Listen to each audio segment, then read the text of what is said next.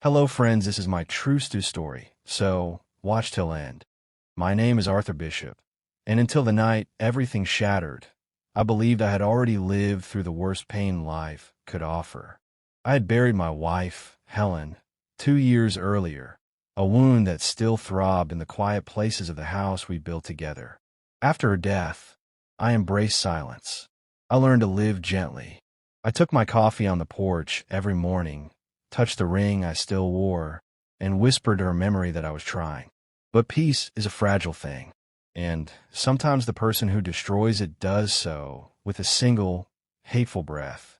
It happened on a Thursday in late October, a night that smelled like dying leaves and false warmth. I had been invited, strangely, by my daughter-in-law, Kimberly. She had never once in 12 years asked me to join anything without threading it with hidden intent. Still, I arrived at their door holding a bottle of wine Helen would have chosen, and wearing the blazer she always said made me look a decade younger. Through the windows, their home glowed with curated cheer. Chandeliers dimmed to a flattering haze, guests laughing in warm amber light. Everything perfectly arranged to suggest a life she curated rather than lived. Kimberly met me at the door with a kiss that missed my cheek and landed near my ear.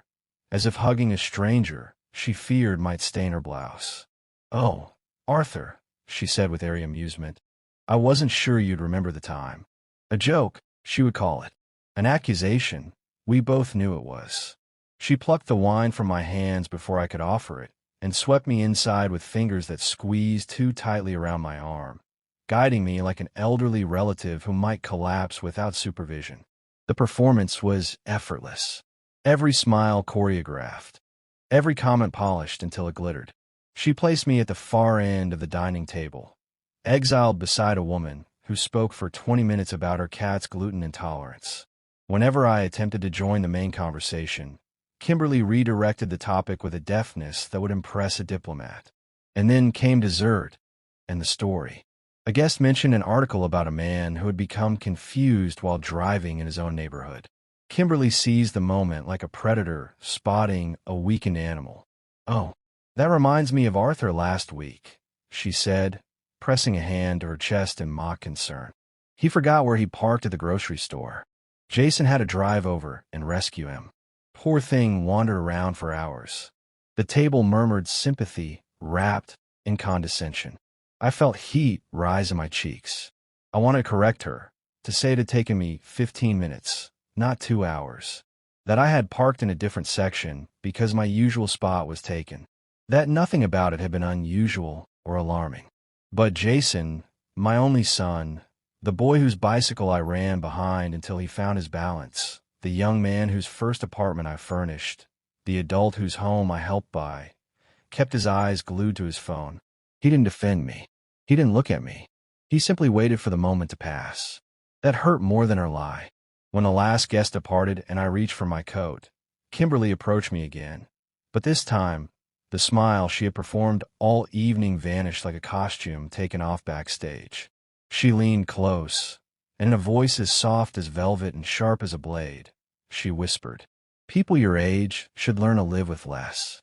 That enormous house is wasted on someone who won't be around much longer." She patted my arm, tender, almost affectionate, the way a person might touch a dog before discarding it. And she walked away. I stood frozen, her words replaying in my head like a threat delivered through silk. Jason glanced at me, saw the tremor in my expression, and then lowered his eyes again. He knew. He had heard her tone. And still, he did nothing.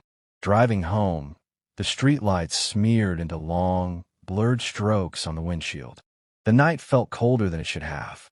I tightened my grip on the wheel, hearing Helen's voice rising from memory, the voice she had near the end, when pain made her brutally honest. "Promise me you'll protect yourself when I'm gone. Not everyone who smiles at you loves you." How foolish I'd been to dismiss those words. Kimberly's whisper wasn't frustration. It wasn't a joke. It was a declaration. A warning disguised as an insult. A line drawn across my life. And I understood something else as I lay awake in the dead hours of night. Kimberly's cruelty had not begun that evening. I had simply been too trusting, too softened by grief, too desperate to believe that my family was intact. By dawn, I made a decision. If Kimberly had declared war, then I needed to see the battlefield. I needed to understand where my money had gone all these years. Money I'd never questioned, bills I'd never examined, accounts I assumed were stable because Leonard, my accountant, had kept them tidy for decades. So I called him. Leonard Pike had been with Helen and me through everything: retirement planning, medical expenses, financial fears we whispered in the dark. When I said I needed to see him, he said, "Come in today," in the tone of a man who already sensed trouble. His office smelled like old wood, ink, and truth. He sat me down and listened as I told him about the dinner, the humiliation, the whisper that still echoed in my ear. When I finished, he didn't speak. He simply turned to his computer and began pulling out my accounts. One page printed, then another, then another. The stack grew until it resembled a dossier one might compile for a criminal investigation. "Arthur," Leonard finally said, removing his glasses, "there are 112 automatic payments tied to Kimberly and Jason." The words didn't make sense at first. 112. I repeated. He nodded and began listing them aloud. Spa memberships, BMW insurance, luxury club dues, subscription boxes I had never heard of, premium wine shipments, lawn care, flower deliveries, even a home warranty that wasn't for my home. Each page was another betrayal I had financed with my own hand. My throat tightened. My chest burned. I remembered Helen, years earlier, asking about a strange charge, a spa she didn't recognize. I had told her not to worry. I had been wrong. Leonard laid out the pages like a map of my own blindness. "Some of these date back 8 years, he said quietly. "Arthur, you've been paying for their entire life. Kimberly's perfect world had never belonged to her. It belonged to me. My generosity had been her throne, and she had used it to mock me." I stared at the papers until the numbers blurred. I saw Helen's handwriting in memory, the way she had circled charges I ignored. Then I heard myself say, "Cancel them. All of them." Leonard hesitated. "All at once. It will cause chaos," I said. "Good." That night, I sat at my computer long after the house fell quiet. Midnight passed. 1 o'clock. 2. The blue glow of the screen made my hands look as pale as the ghosts I felt watching over me. One by one, I began clicking. Cancel. Cancel. Cancel. BMW insurance, gone. Golf club membership, gone. Spa packages, gone. Visa supplement, gone. Wine deliveries, gone. Every thread that tied my wallet to their luxury snapped under my fingertips. With each confirmed cancellation, something inside me shifted. Not anger, not satisfaction, something deeper. The rediscovery of a spine I had not needed to use in years. By the time I finished, I felt lighter, hollowed out and rebuilt. But when I opened the old oak drawer in my study to look for past financial statements, I found something I was not prepared for. A yellowed envelope. My name written on the front. Helen's handwriting unmistakable. Dated 6 months before she died. My hands trembled. I set the envelope down beside the lamp without opening it. Not out of denial, but because I knew instinctively that whatever waited inside would change everything, and I wanted to be strong enough to face it. The morning sun was just beginning to press against the curtains when my phone exploded with notifications. Dozens of messages from Kimberly. But I wasn't looking at the phone. I was looking at the envelope. The house felt silent, expectant, as though even the walls were waiting. And when I finally tore it open, the scent of lavender, her scent, rose from the paper like a ghost leaning close to whisper one last truth. The envelope trembled in my hand long before I unfolded the letter itself. Helen's handwriting, small, patient, unmistakably hers, reached out like a warm palm resting on my chest. The paper had thinned with time, but her words carried the weight of a prophecy she had written long before I understood the danger she sensed. "Arthur, my love, there is something wrong with her." That was the first line. Simple, direct, terrifying. As I read, the world around me faded. The hum of the refrigerator, the faint bird song, even the vibration of my phone, all dissolved into a silence so thick it felt sacred. Helen's letter wasn't long. She had written it in the final months when her strength was leaving her and every word cost her something. But her meaning was unmistakable. She wrote of Kimberly's sharpness, the way she had seen her flinch whenever I entered a room, the impatience she tried to hide. She wrote of overhearing her once, speaking to someone on the phone, saying she didn't come into this marriage to babysit an old man for the next 10 years. Helen had never told me that. She hadn't wanted to burden me, she said. Not while I was taking care of her. But she feared that after she was gone, Kimberly would feel freer to reveal who she really was. And then came the sentence that froze my lungs. If I'm gone and you ever feel afraid in your own home, go next door to Evelyn. She knows more than you think. My fingers tightened around the paper. Evelyn, the widow who lived alone in the Victorian house beside ours. A gentle woman with silver-streaked hair and a perpetual look of caution in her eyes.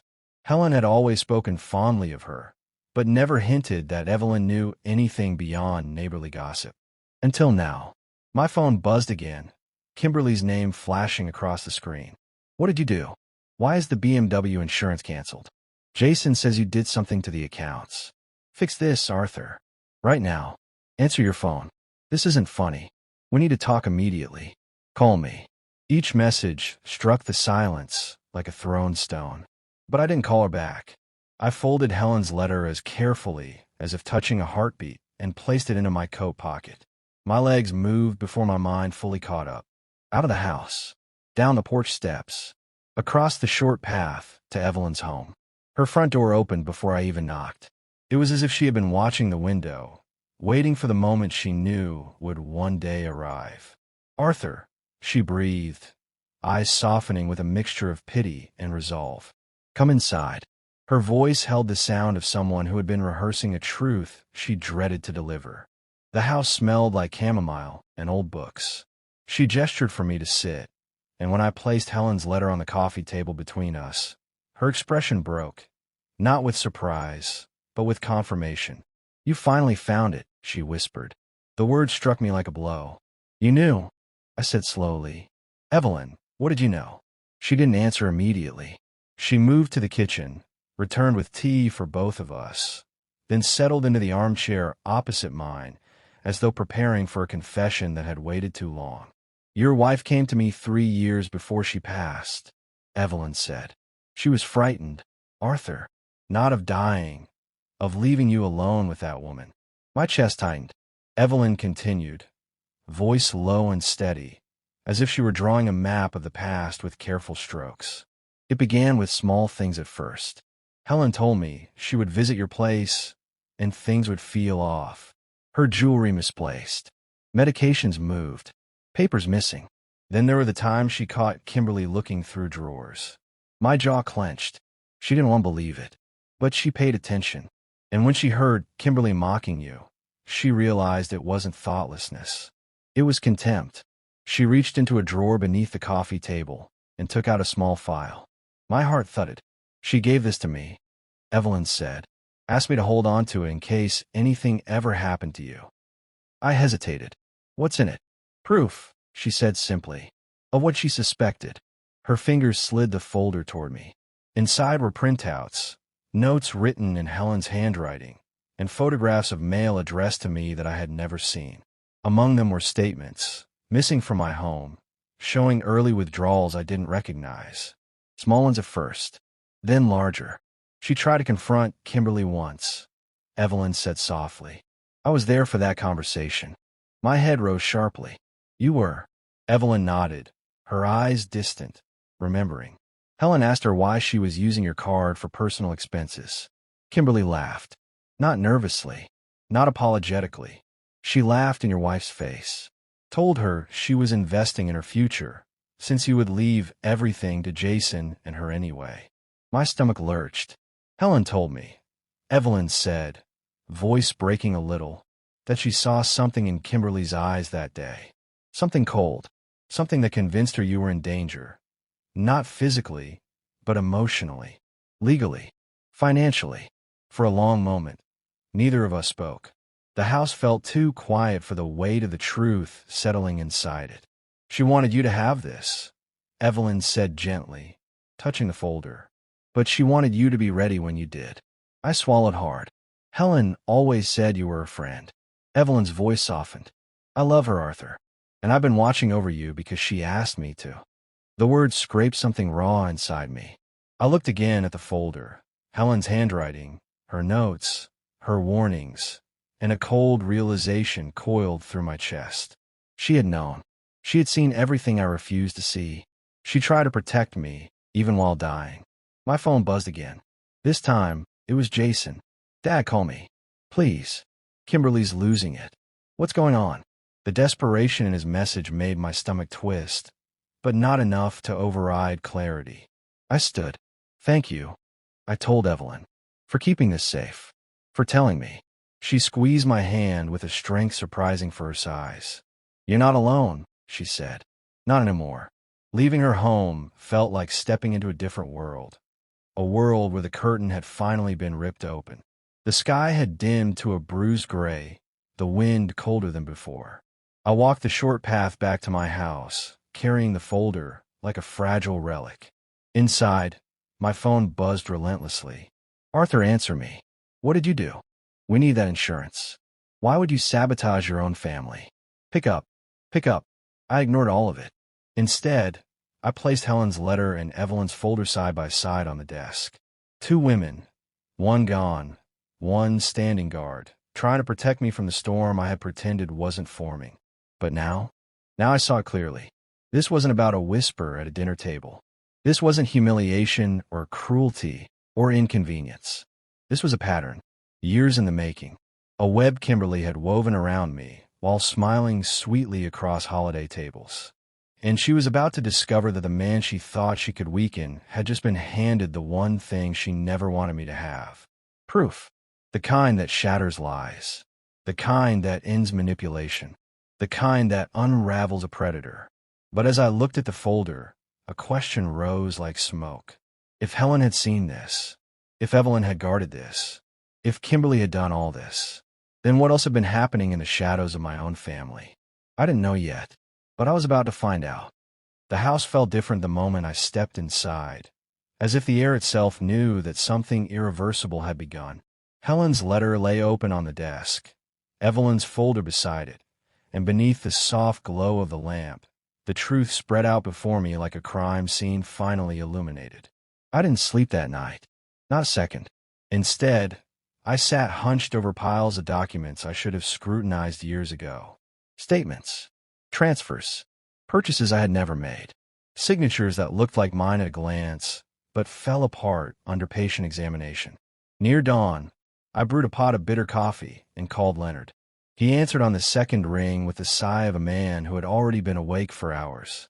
I figured I'd hear from you this morning, he said. I need everything, I told him.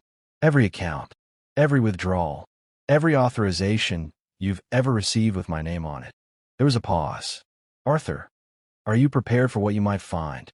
I looked at Helen's handwriting, her soft curves carved onto yellowing paper. No, I murmured, but I'm done being unprepared.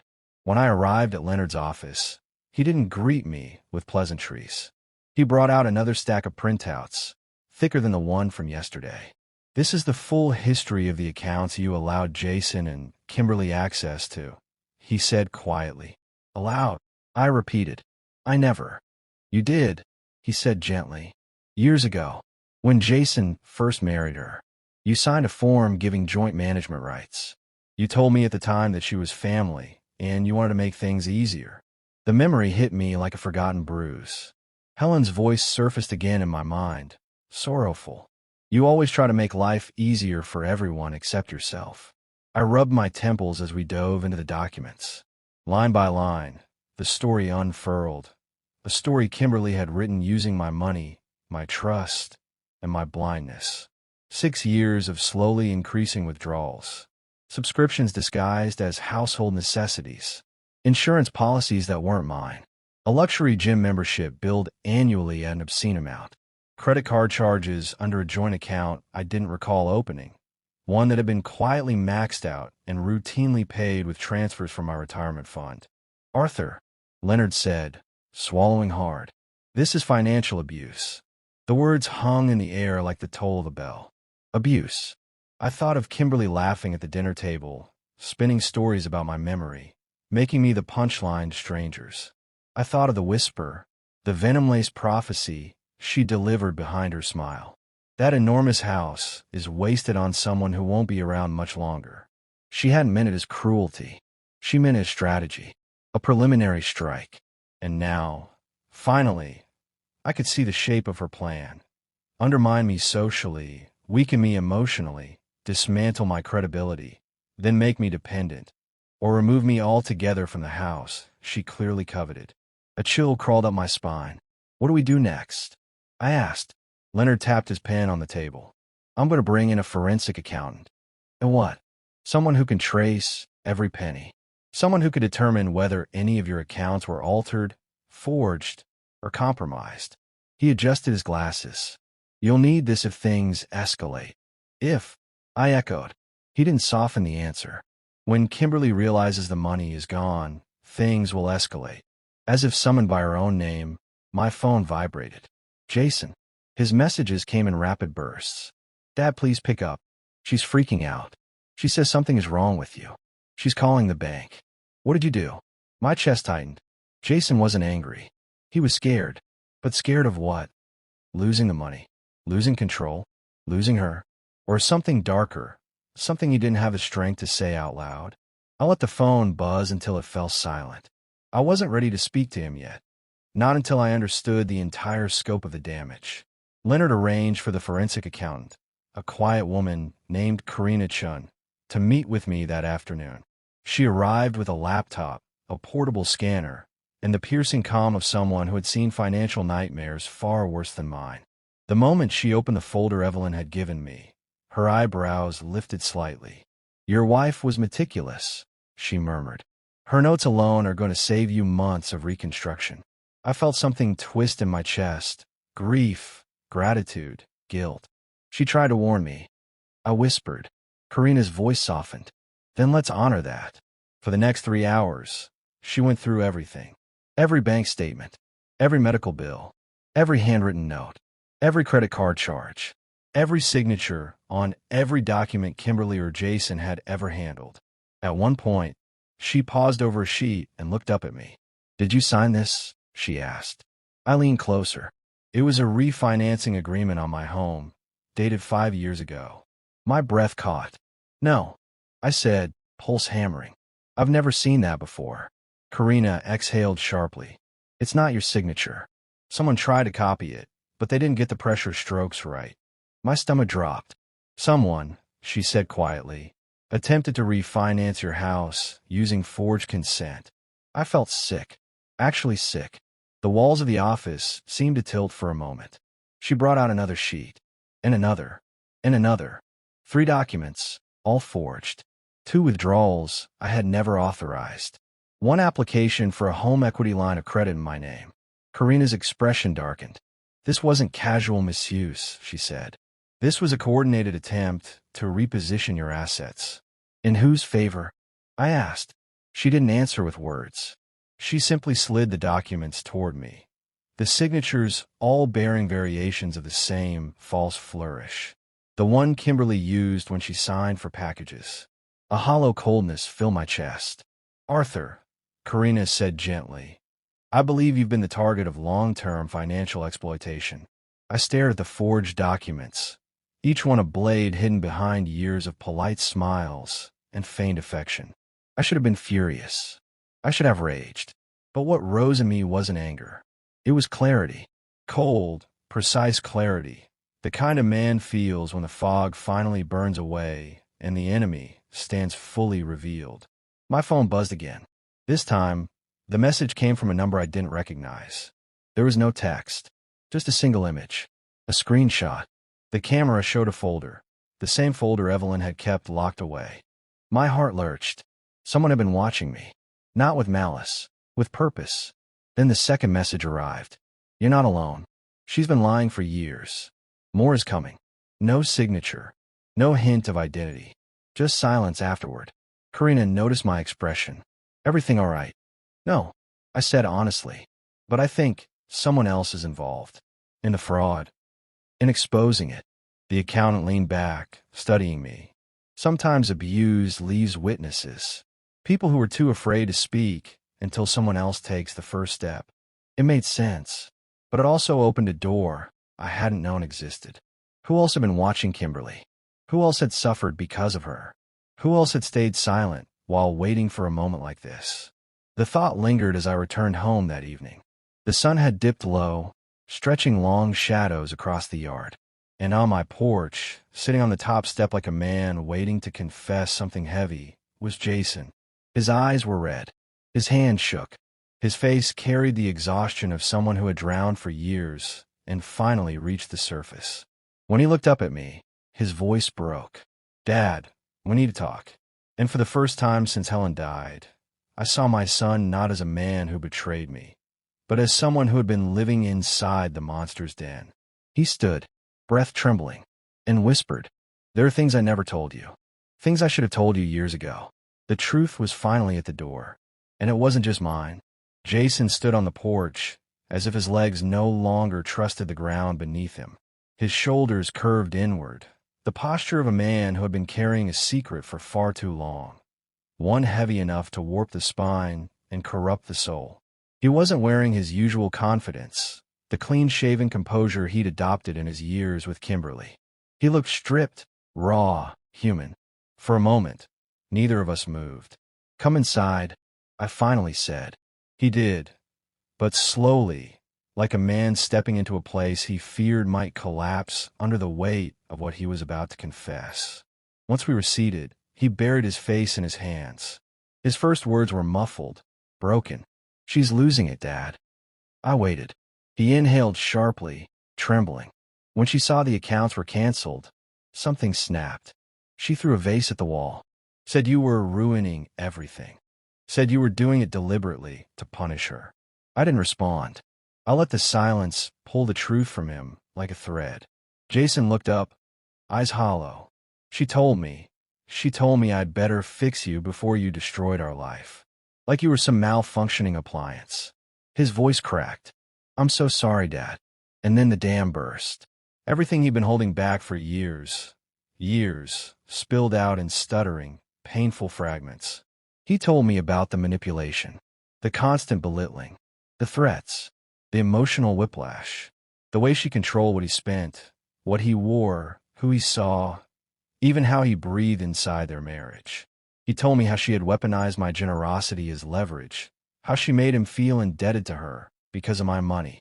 Then came the brutal part, the part that made my jaw lock so tightly it hurt. "She wouldn't let me visit you unless I told her everything afterward," Jason whispered. "She'd make me repeat every conversation, every detail. She said you were unpredictable, and she needed to know what kind of threat you were." I felt a coldness bloom under my ribs. "She told me you didn't like her," he said, "that you were trying to turn me against her, that if I didn't keep her informed, she'd leave and take everything." "Everything?" I asked quietly. Jason nodded. "She said she'd take the house, the accounts, the cars, everything you paid for. And she said she'd tell people I was unstable if I didn't comply." I leaned back in my chair, feeling each word like a nail hammered deeper into a coffin. "And you believed her?" I asked, not with accusation, but with mourning. He wiped tears with the back of his hand. "I didn't want to, but she doesn't argue, Dad. She rewrites reality. And if you resist, she makes you feel like the crazy one." He wasn't wrong. Even I had been caught in that web, quietly, methodically, without noticing the strands tightening. Jason swallowed hard. I knew something was wrong long before Mom died.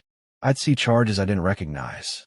I'd ask Kimberly about them, and she'd snap at me, then cry, then blame me for stressing her out.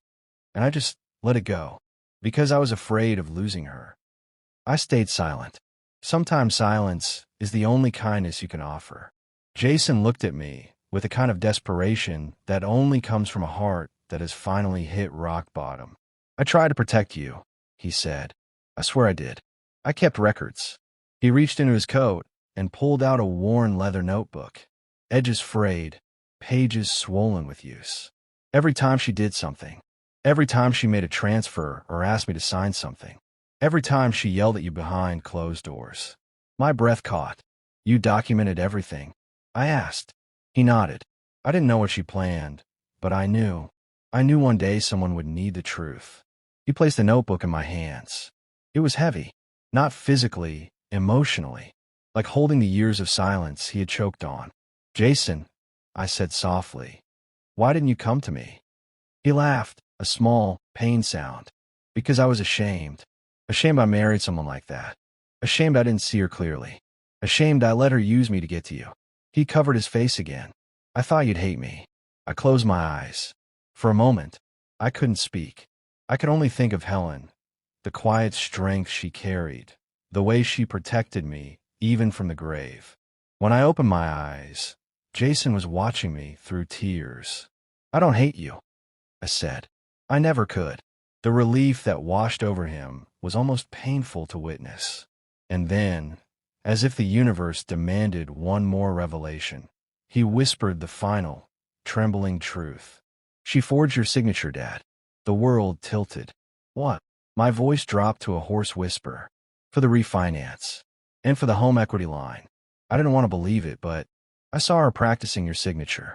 She'd sit at the dining table with a stack of old cards you'd written and trace over your name. My blood ran cold. Why didn't you tell me? She threatened me, he said. Said if I ever told you, she'd tell everyone you'd become mentally compromised. Said no one would believe the word of a son who needed your money to survive. He looked at the floor, and I let her convince me. I whispered his name, but he shook his head. No, Dad, I need to say this. You weren't the only one she controlled. You weren't the only one she used. I'm broken because of her, and I want to fix it. I want to help make this right. He lifted his chin, not in defiance, but in resolve. I have more evidence, he said. Bank screenshots, voice recordings, photos of documents she made me hide. I didn't know who to give them to. He looked at me with a determination I hadn't seen in him since he was a boy trying to ride his bicycle without training wheels. But you do. The air in the room grew still. Not silent, still. The stillness of a storm gathering its final strength before breaking. I opened his notebook, page after page after page of dates, amounts, arguments, screenshots printed and taped in, even clipped receipts. Jason had been living in hell, quietly mapping every doorway out. And now, together, we had everything we needed. Everything Kimberly never wanted us to see. Everything she had built her life upon. Everything she had weaponized and hidden and guarded. All lay bare. Jason exhaled shakily. What do we do now, Dad? I placed the notebook beside Helen's letter and Evelyn's file and said the only thing that felt true. We end it. Together. His tears fell silently. Not from sorrow, from release. For the first time in years, my son wasn't alone, and neither was I. We gathered every document, every note, every screenshot, every forged signature, every unanswered question. We packed them into a single box, sealed it, and carried it to the car. Jason hesitated before opening the passenger door. Dad, he said quietly, I'm scared. I placed a hand on his shoulder. So is she. Because predators only survive when their victims stay quiet. And tonight, silence finally died. We drove off, father and son, wounded but rising, with truth in the trunk and justice waiting on the horizon. The road ahead was long, complicated, dark, but this time, we weren't walking alone. When people speak of betrayal, they imagine shouting, doors slammed, dramatic endings carved into the noise of the moment. But the truth is quieter. It begins in whispers. It ends in silence. And somewhere in between, a person learns what they are truly made of. I spent years believing peace meant avoiding conflict, that kindness could soften cruelty, that love, or something like it, would keep my family from falling apart. But monsters don't stop when you hand them kindness. They stop when you finally turn around and face them. Kimberly built her world on my silence, a kingdom constructed from forged signatures, stolen money, and the broken spirit of my only son. She thought we'd never speak, never compare notes, never recognize the cage she wrapped us in, link by link. But grief can become armor. Humiliation can become clarity. And two people who've been controlled long enough, eventually learn to break the chains together. Tonight, Jason and I walked into the darkness carrying every truth she tried to bury. Every document, every message, every bruise she pressed into our lives, thinking no one would ever see it. And for the first time in years, I felt something I thought I'd lost the day Helen died. Strength. Not loud, not violent, not vengeful, just steady, certain, unshakable. There's a moment, a rare moment, when a man finally chooses himself, when a son finally steps out of the shadow he's been living in, when a predator realizes the prey has learned to bite back. That moment is now. The story isn't over. Justice moves slowly, but it moves. And whatever comes next, the courts, the consequences, the unraveling of every lie, Jason and I will face it side by side. No more whispers, no more secrets, no more stolen years. Just truth, and the long, quiet road to reclaiming the life she tried to take from both of us. If you've ever lived in someone else's shadow, if you've ever been made to feel small, if you've ever been silenced, then hear me. There is a day when your voice returns, when your strength returns, when the person who controlled you learns the one thing they never expected, that you survived them. This is the beginning of that day. My name is Arthur Bishop. This was my story, and I will never be silent again.